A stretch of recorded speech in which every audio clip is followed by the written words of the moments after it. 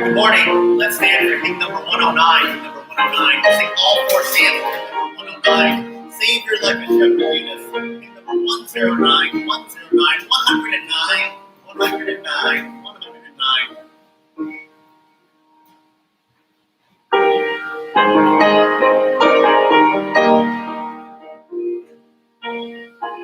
All right, here we go. Let's sing. Savior like a shepherd lead us, much we need thy tender care. In thy pleasant pasture seat us, for our use thy cross prepare. Blessed Jesus, thou hast bought us like we are. Blessed Jesus, thou hast bought us like we are. We are thy beloved friend, be the guardian of our way. Keep thy flock from sin, defend us, sing us when we go astray. Blessed Jesus, hear us when we pray. Blessed Jesus, hear us when we pray. Thou hast promised to receive us, poor and sinful for we need. Thou hast mercy to redeem us, grace to cleanse and pardon free. Blessed Jesus, early let us turn to thee. Blessed Jesus, early let us turn to thee. Early let us sing thy favor, early let us do thy will. Blessed Lord and only Savior, with thy love our bosom still. Blessed Jesus, thou hast loved us still. Blessed Jesus, thou hast loved us still. Thanks a lot, Steve.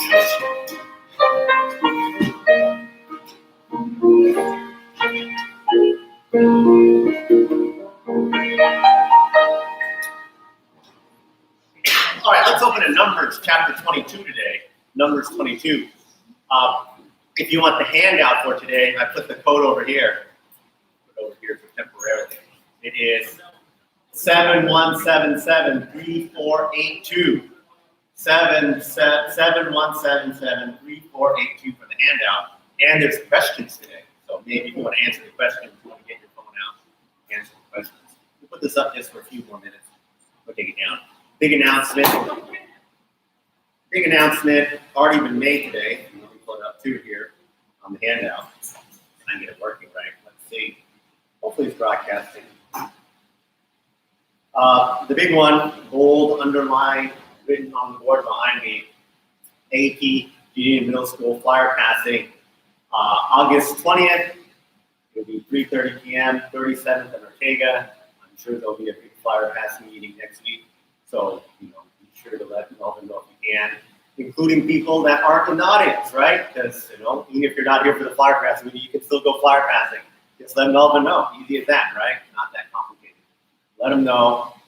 Get people out there. Get people to pass out flyers for sure. We want to get the word out that Chinese school is back, and people will show up, right? That's the best we can do. I call your attention to our featured missionary. I want to give you a little bit of update on our missionaries.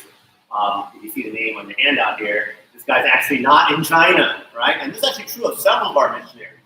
Some of our missionaries are actually stuck here in the United States due to COVID-19 travel restrictions.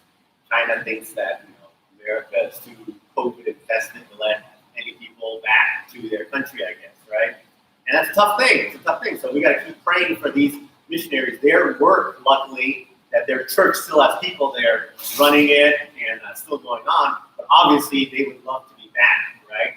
Pray for them that they're going to have the ability to get back to China, get back to getting people safe. So we'll put that on our prayer list here. We want to pray for that, and especially want to pray for flyer passing, as we pointed out here. Because, who knows what happens this year. This is going to be a weird flyer passing. We need to pray even more than usual, don't we? Because, imagine parents are like me, what I tell my kids, right? Oh, when you're at school, don't get close to people, especially strangers or whatever, and now we're going to deploy a bunch of strangers to go give flyers to all these kids, take it home, show it to your parents. Hopefully you do. You need to pray especially for it. It's going to be probably the hardest flyer passing we've ever done, right? But we know with God, anything is possible, right? And we know that we ought to do what we ought to do for God. Hopefully we have been doing what we need to do for God, right? It's not true that we haven't done anything, right? We've been trying our best to do whatever we can this past, year and a half to get people saved, and we know that this is one of our premier events, that we especially want to put effort into this to get people saved through Chinese school. So let's pray for that. Let's pray for that. So again, here's the code one more time before I put this away, so it's not so distracting everybody. 71773482. 71773482. All right. All right. Let's look at the verses here.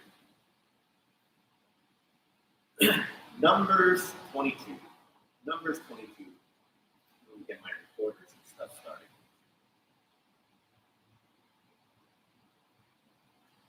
Numbers chapter 22, verse 1.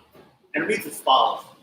And the children of Israel set forward and pitched in the plains of Moab on this side by this side Jordan by Jericho, and Balak the son of Zippor saw all that Israel had done to the Amorites, and Moab was sore afraid of the people, because they were many, and Moab was distressed because of the children of Israel. And Moab said unto the elders of Midian, Now shall this company lick up all that are round about us, and the ox licketh up the grass of the field. And Balak the son of Zippor was the king of the Moabites at the time. He sent messengers, therefore, unto Balaam the son of Beor-Pethor, which is by the river of the land of the children of his people, to call him, saying, Behold, there is a cover on the face of the earth, and they abide only. Come, therefore, I pray thee, curse me this people, for they are too mighty for me. Peradventure I shall prevail, that we may smite them, and that I may drive them out of this land. For what I wot that he whom thou blessest is blessed, and he whom thou cursest is cursed. And the elders of Moab and the elders of Midian departed with the rewards of divination in their hand, and they came unto Balaam and spake unto the words of Balak. And he said unto them, Lodge here this night, I will bring you word again, as the Lord shall speak unto me. And the princes of Moab abode with Balaam. And God came unto Balaam and said, What men are these that be? And Balaam said unto God, Balak the son of Zippor, king of Moab, hath sent unto me, saying, Behold, there is a people come out of Egypt, which covereth the face of the earth. Come now, curse me them, peradventure I shall be able to overcome them and drive them out. And God said unto Balaam, Thou shalt not go with them, thou shalt not curse the people, for they are blessed. And Balaam rose up in the morning and said unto the princes of Balak, Get you into your land, for the Lord refuses to give me leave to go with you. The princes of Moab rose up, and they went unto Balak and said, Balaam refuses to come with us. And Balak sent again princes more and more honorable than they. And they came unto Balaam and said to him, Thus saith Balak the son of Zippor, Let nothing, I pray thee, hinder thee from coming unto me. For I will promote thee unto very great honor, and will do whatsoever thou sayest unto me. Come therefore, I pray thee, and curse me this people. And Balaam answered and said unto the servants of Balak, If Balak will give me his house full of silver and gold, I cannot go beyond the word of the Lord my God, to do less and more. Now therefore I pray you, tarry me also here this night, that I may know what the Lord will say unto me more. And God came unto Balaam at night, and said unto him, If the men come to call thee, rise up and go with them. But yet the word which I shall say unto thee, thou shalt do. Balaam rose up in the morning, and saddled his ass, and went to the princes of Moab, and God's anger was kindled because he went. Okay, a lot of verses. Let's pray before we go on. Dear God, thank you for gathering us here your word into your house to hear your word. God, be with us as we look at the message today to learn about what you're going to hear in the book of Numbers, and hopefully, that you are giving your blessing to everybody that's hearing your message, that's with us here today. We pray all these things in Jesus' name. Amen. All right, I've gotten like a million text messages saying that people at home are having problems with the audio. So you can work on that, but I'll keep going for the people here in the audience right now. Yeah. All right. Today, we're going to look at this character called Balaam. So I was with my daughter the other day, telling her, put her to bed. And told me a story. What kind of story you want to hear, right? I want to hear a Bible story. So, okay, so I said, what about the story of whatever, right? And I tried to name the famous Bible stories. You guys probably know from everything, right? The Bible stories, the common ones, famous ones. And as a testament to the Sunday school teachers here and the teachers at our church, at our school, and so on, she says, "Oh, I heard that one before. Oh, I know that one, right? I know this, I know that." So it took me a long time before I could think of something that she had not heard of. And so that motivated me to say, okay, I need to go and bone up in case you ever ask me this question again. Try to think of some more obscure Bible stories, the ones that people maybe not heard of as much, so I can tell her the story, for a bedtime story, right? And so as I was reviewing the list of all these, Bible stories, one of them here is the story of Balaam. Maybe you guys maybe not heard of Balaam before or not know much about Balaam. But actually, interesting figure to the story. So I have a question for you. Those of you following along your phone, right? Who has more words written about them in the Bible? Do you think it's Mary, mother of Jesus, Matthew the apostle, or Balaam? What do you guys think? Plug in your answer, and we will. And there's no screen because I didn't want to block this, but I will read off to you what the survey results here on my phone here. You can see it on your phone too, right? You've got your phone going. Okay. We see most people, we've got an answers tied right there. It's changing. And people at home, you can vote too. You can even hear me, right? If you can hear me, you can vote too. So obviously, because I asked this question, the answer is the surprising answer, right? It's actually Balaam. And the majority of you guys got this right. 7 for Balaam, 4 for Matthew, 0 for Mary. There's actually more written in the Bible about this guy, Balaam, than these other famous people. In fact, more about Balaam than many other people. Let me ask you this. How many books of the Bible mention Balaam? What do you guys in the audience here think? Do you think it's 2, 4, 6, or 8? How many books in the Bible mention this guy, Balaam? Give it a second for people to vote. We've got a lot of votes coming in here. Right? Let me read off the votes here. I don't know if we're going to wait that long for other people to vote, but we've got 3 that voted for 4, 3 that voted for 6, and 2 that voted for 8. The answer, believe it or not, actually is 8. I was shocked when I saw that. I was like, I can't believe that so many writers in the Bible wanted to talk about this guy, Balaam. But even though he's mentioned so much, how much do we really know about him? How much do you guys know about him? What comes to your mind when I say the word Balaam, right? Anything come to your mind? Maybe nothing, right? I wonder if anyone there answered the question that I put up on the screen, right? I don't know, I didn't type anything in there, right? Because maybe the answer is no one knows anything about him, right? The most I could say is, he's that guy and something involving a donkey or something like that, right? That's some vague recollection we have about Balaam. We do have some things here. We have some people writing some words here. Some people writing, these words are prophet, curse turns to blessing, Balaam, donkey. Donkey, that's my word, right?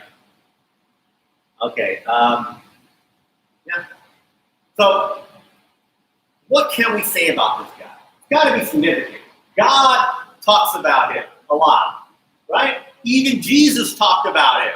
Peter talked about him. Jude talked about him.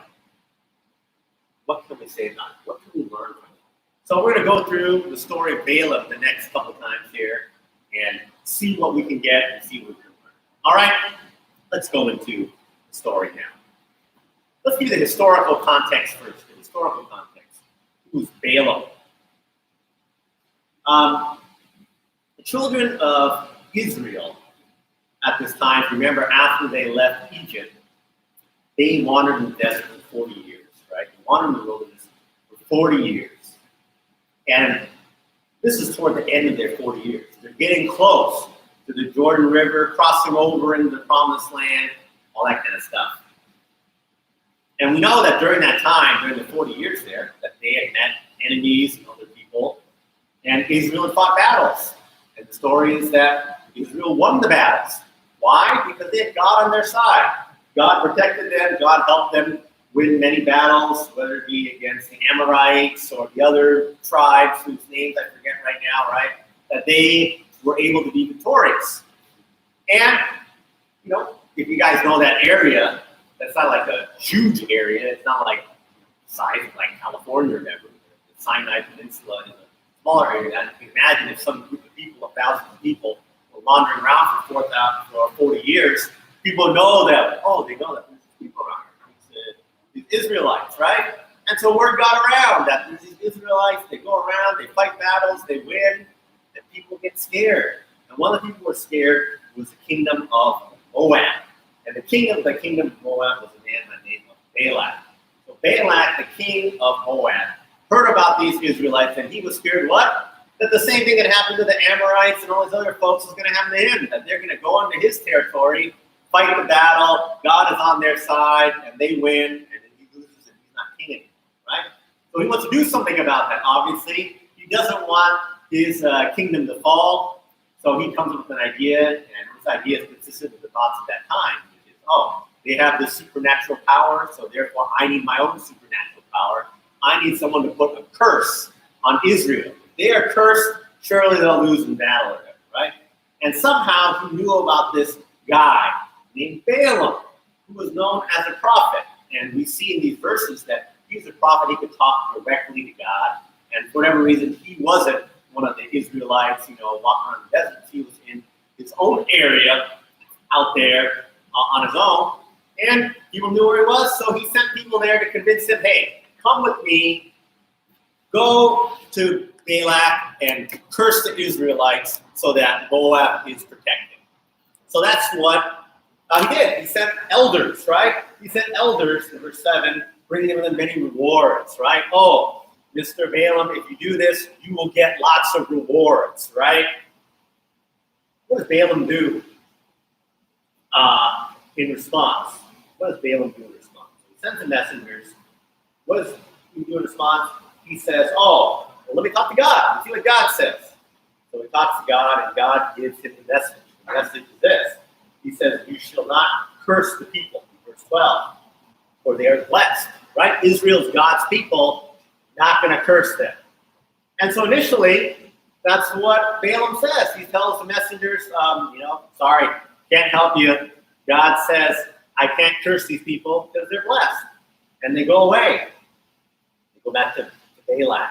Balak says, well, this is my plan. I got to make sure this works.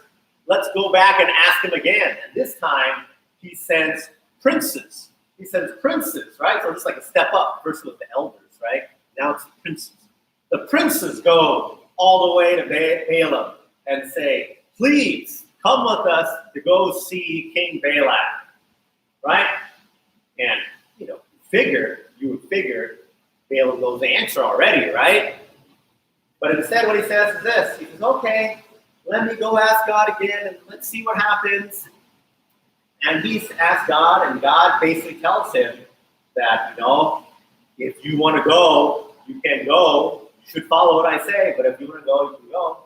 And so the next day, he follows him, and he goes. And he goes, and he gets on his donkey, and we'll talk about the donkey part next time. And he follows them back to Balaam. And God, it says in verse 22, was angry with him. So that's the short version of this first part of the story of Balaam, right?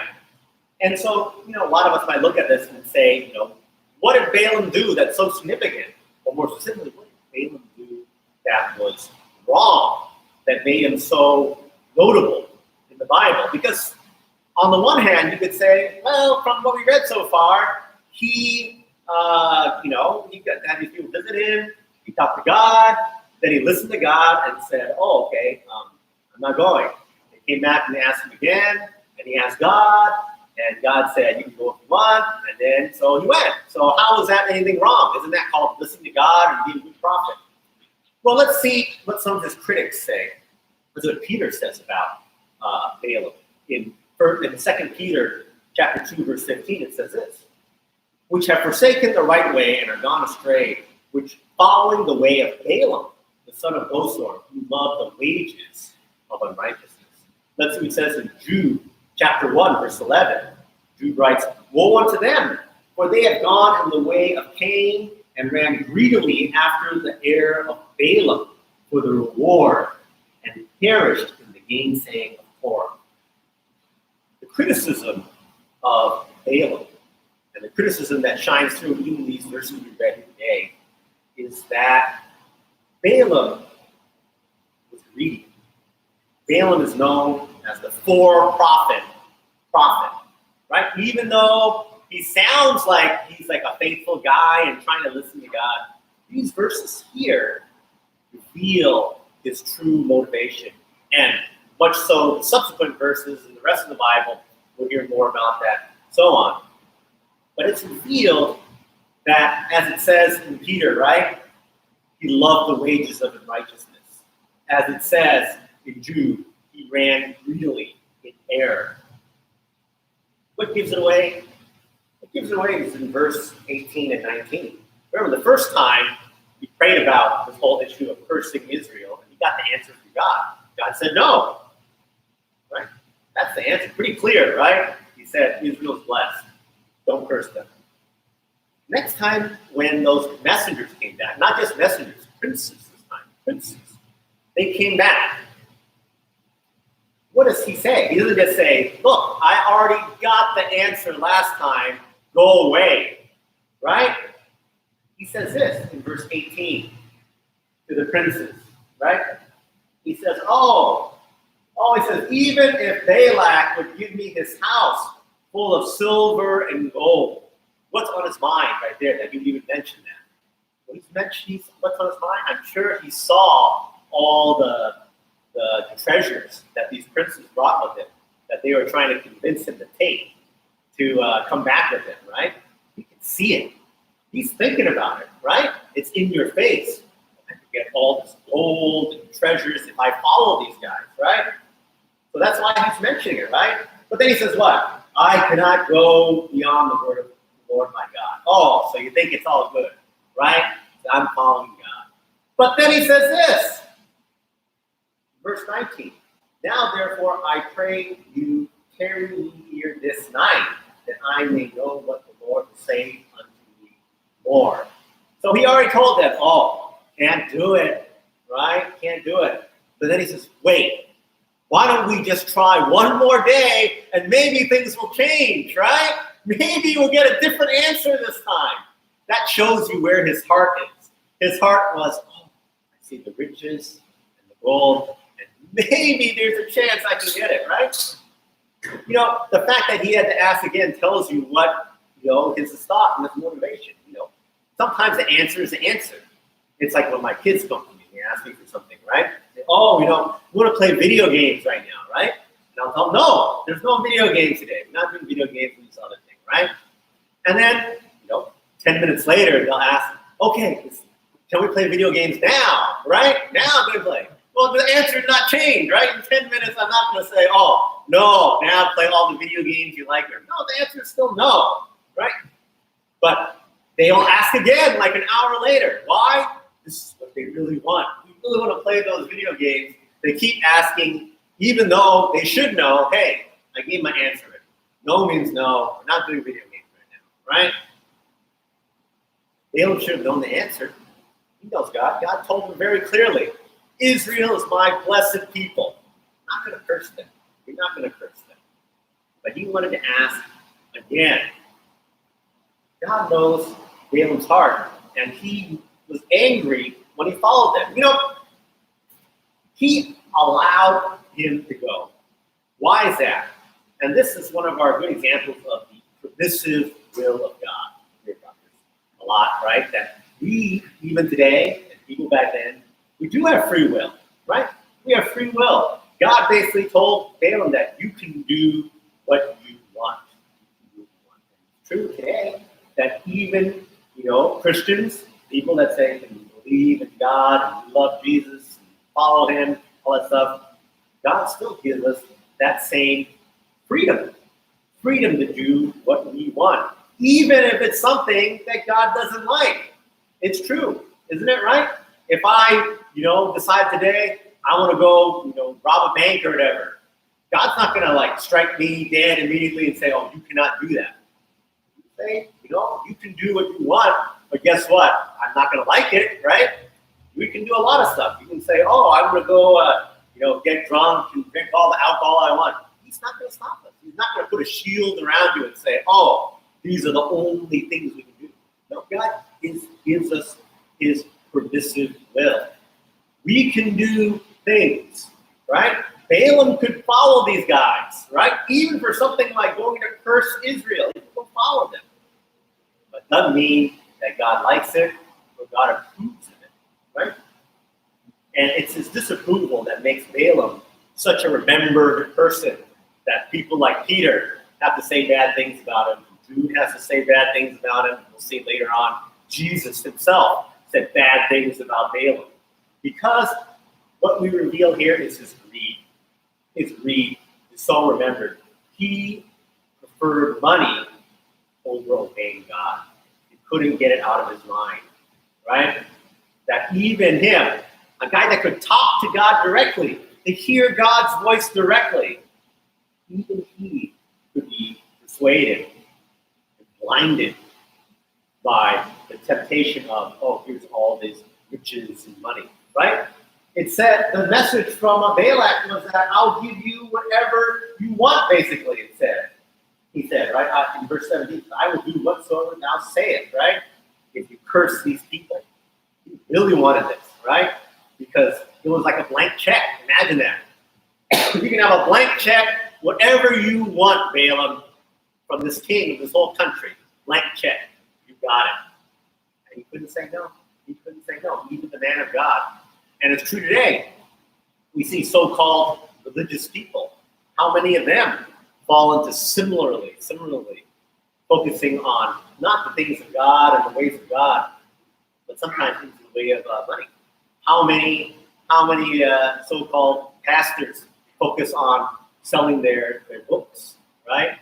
Sell these books and sell their prayer time, right? Call in and give me money and I'll pray for you, right? These are supposedly the man of God. The man of God still cares about money, right? How sad it is that we hear about on the news and the stories and stuff, the man of God that feels that he needs to drive a $100,000 car and fly in a private jet everywhere and live in the biggest mansion or whatever. You hear about some of these mega church pastors that do that, shows you how corrupting money is. And, it's been tied to, religious people throughout history, not just Christians, right? We see it in all the other faiths too, right?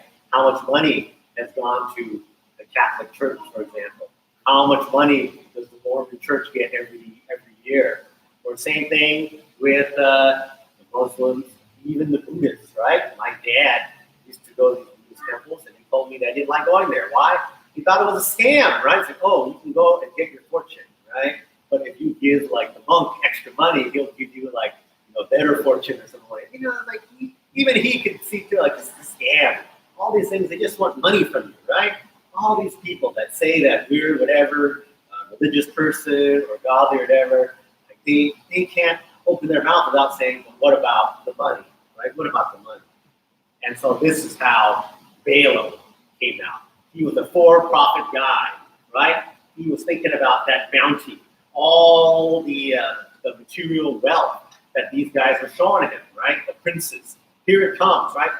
And if the man of God fell into this trap, how much more problem do we just regular folks, right?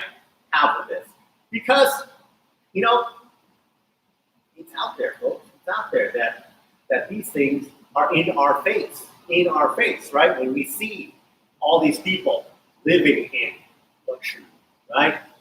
When we see what people can do with their, riches and money and things like that. You know, the old saying is that money can't buy happiness, right? It's also true that money can buy you a lot of stuff, like a nice house and a nice car and good medical care and nice clothes and a warm heat to live in that could sure make your life a lot more comfortable even if you're not happy, right? And that's the struggle that even Christians, even myself, deal with here. Because we know that, there's not necessarily anything sinful about having possessions. We all have possessions. We all want to have a house to live in, a car to drive, and food for our families, and all that kind of stuff like that, right? What happens is when our attitude towards them goes wrong, that's where we find problems. But it's just so, what we say, tempting based on what the society has put out there, right? All of us would say, I sure would like to live more comfortably, right? You would say, that's not a sinful desire, is it? Just to say, I sure wish it is. I wish I had this or that or the other thing to make my life more comfortable for my family, for my kids, for my wife, right? For all these other people, not even for myself, right? I want that, right? And especially given how hard it is, too. How hard it is today, right? Especially some of you young people, college folks, young graduates. I see how hard it is, even compared to when it was when I graduated, years ago, right? But you come out, graduate now, try to get a job. Even if you're trying to do everything right, work hard, earn money, save up. How long does it take to save to do something like buy a house nowadays? When the house costs over $1 million, right? $1 million, you need like what, 20% down payment, $200,000. How many years and years and years are you working, right? You'll be old before you have $200,000.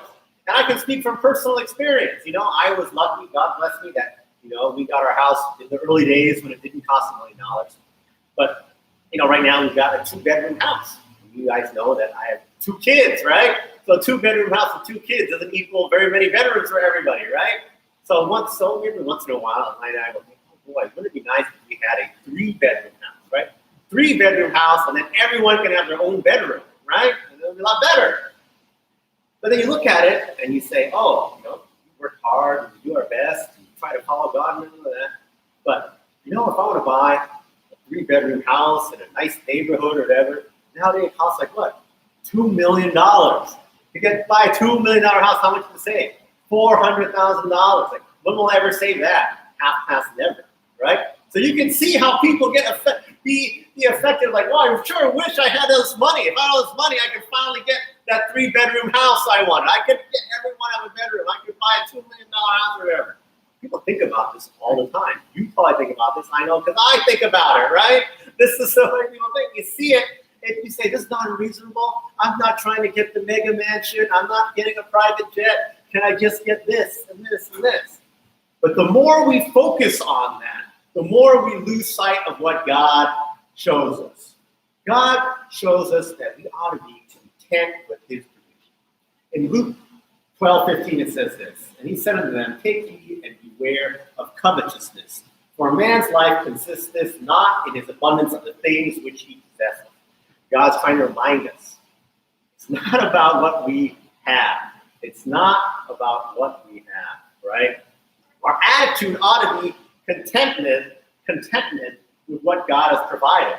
Isn't it true that God has given us what we need? I've got a house, 2-bedroom house, right? It might not be the perfect house, but it's a house. God has given me what I need, right? I probably have more than a lot of people. Like I said, a lot of these young people coming out of college right now that can't barely afford to buy a house at all, right? I should be happy. My attitude should be happy, to be rejoicing, to be thankful. Our attitude ought to be that. People like Balaam should have been rejoicing and thankful for all of God's blessing, not being covetous of, oh my goodness, look at all those treasures those princes brought. If I had all those, wouldn't it be even better, right? In Philippians 4:19 says this, but my God shall supply all your need according to his riches by glory in Jesus Christ. We have all the riches of Jesus Christ already. If we pursue things like physical riches, material needs, we're leading ourselves into temptation, traps, foolishness, doing all these things that plunge man into other ways. So, I was talking to my friend, realtor, about this house issue. How do people buy houses from you now? No one has $2 million. And he joked, like, oh, well, you got to buy some of these, like, meme stocks or the Dogecoins or whatever, right? And then if you get that, you'll have tons of money, right? And I actually thought about it because I heard so many people talk about this, right? Like, oh, yeah, you just put your money in this random thing and maybe it'll go up a lot of money and multiply your money times 10, times 20, or whatever, right? And, it was a temptation of thinking about how else can I get this house? I could work for 10 years and not get $400,000 in savings, right? But maybe if I did this thing, gambled my money on this thing, like he joked about, maybe that's the way to get quick wealth, and then I can have the 3-bedroom house. But you know what?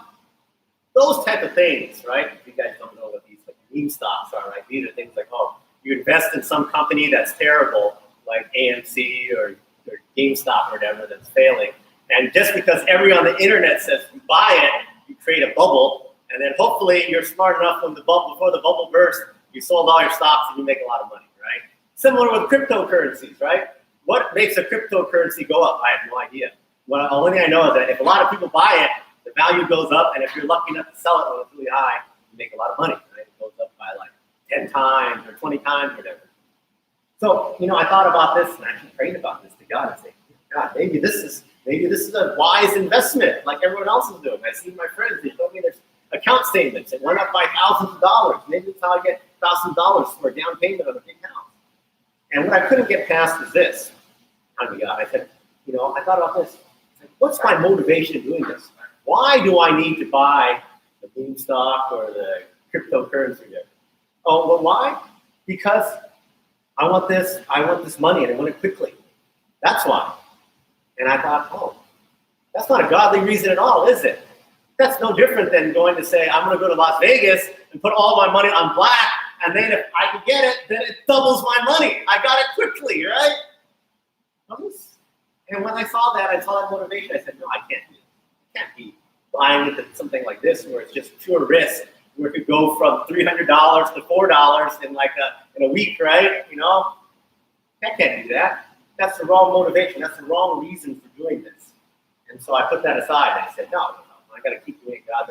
I need to focus on continuing just to do things the way God wants us. We talked about this last time. We talked about facing these temptations. How we protect ourselves. We protect ourselels by focusing on Jesus Christ. The more we look at these other things, the more we stare at the house listings. Oh, this house is really cool. It has 3 bedrooms, or it has this walk-in closet or whatever. The more we think about it and obsess about that, we're obsessing on the wrong thing. The more we focus on, let's say, reading the Bible, spending time in prayer, now our mind is focused on the right thing. Jesus is going to lead us the right way, right? We're not obsessing over the physical need, the physical want, the physical, I wish I had this, that, and the other thing. But instead, focusing on things that we know God wants, whether it be something like spending time in prayer, in fellowship, getting people saved, passing out flyers, right? Our mind, where it's focused, will guide us in the right direction. Balaam had to tell. He had to tell. His tell was that his mind was focused on the things of material wealth. And so he made up excuses. Right? In order to go chase after it. I'm going to see next time how he did that, right? So he made the excuses and he chased after it, and we'll see what happens next. But we are running out of time right now, so I'll close off with this quote here. William Wilberforce says this: I continually find it necessary to guard against the natural love of wealth and grandeur that prompts us always, when we come to apply our general doctrine to our own case, to claim an exception. Is that how it works? You say, oh, God, I know what you say, but this time I'm going to do it a little differently because this is important. Balaam says, oh, I know your message. You said don't curse them, but maybe this time it could be different, God. Maybe oh God, I know that you don't want us to gamble all our money away and use our money wisely, but I really want this house, so maybe this time I can do it a little differently. Maybe, it's a special case. We always make these type of compromises in our life to try when we are faced with these type of temptations. We need to protect ourselves against it through Jesus Christ, through following His will. And we'll elaborate more on that next time when we get to the famous part about Balaam and his donkey and all that kind of stuff. But right now, let's end up with prayer. Dear God, you see the sin of Balaam, the sin of greed. Lord, it's still here today. We see it all around us. People do want more things, especially in the world we live in today, where we see things all around us. God, may you help protect us against this. Shield us with Jesus Christ, that keep our eyes on things of Jesus and not the things of the world. May the things of Jesus fill our heart, that we have a desire to do what is good and do what is right and do what is for you, honoring you, serving you. We pray all these things. In His Son's name, amen.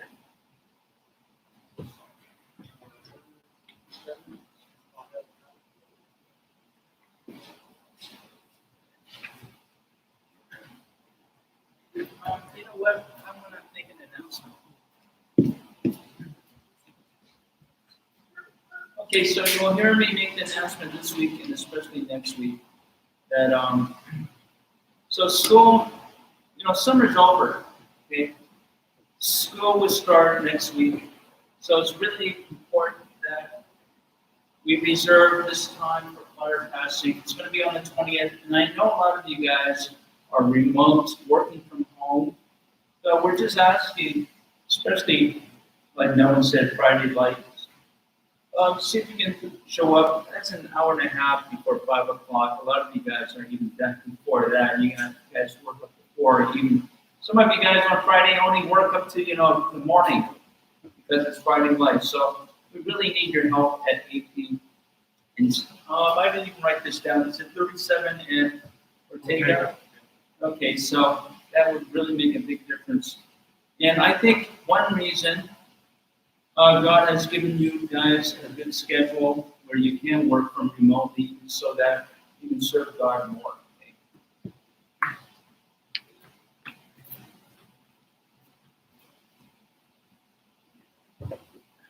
Please turn in number 167. All hail the power of Jesus' name. First, second, last stanza.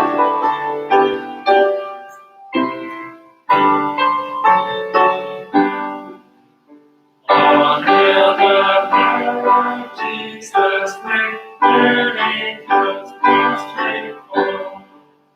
Bring forth the Lord, for He will do great work in all.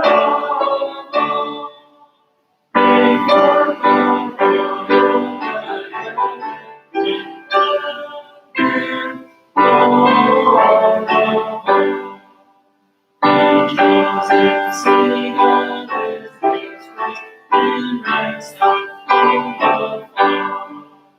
Will you say to God His grace and welcome, Lord of all? Will you say to God His grace and welcome, Lord of all? That we come for sake of the earth is beautiful. And for me, everlasting song, and welcome, Lord of all. And for me, everlasting song, and welcome, Lord of all.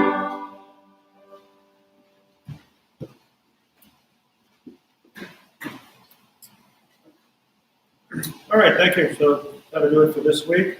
As Nathan said, please reserve the flower passing so we can get people saved on the 20th. As Norman mentioned, his message, let's not live for ourselves, live for money, as Balaam did, but live for God. Don't just live for yourself. You want to get other people saved because we already are going to heaven. We want to share that with other people. And as Norman mentioned, sometimes people use money to get themselves saved, or something like that. No, let's use our time, our energies, unlike Balaam, but to get more and more people saved. So next week when we meet, let's try to get all we can to get people saved.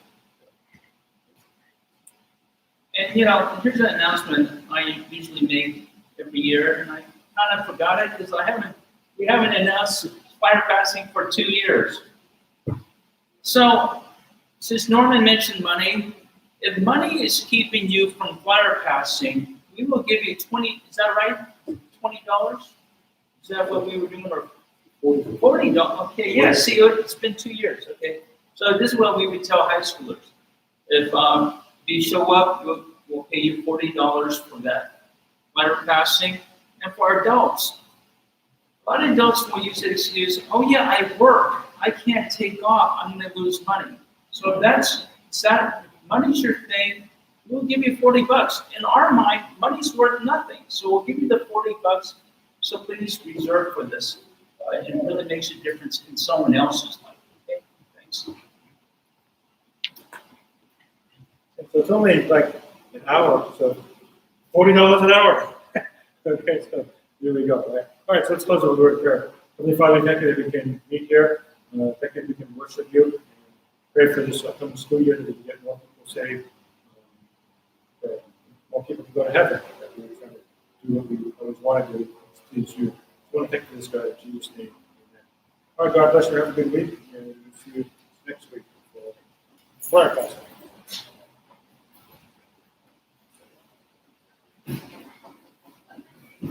Hey, Willie, it's amazing how much God can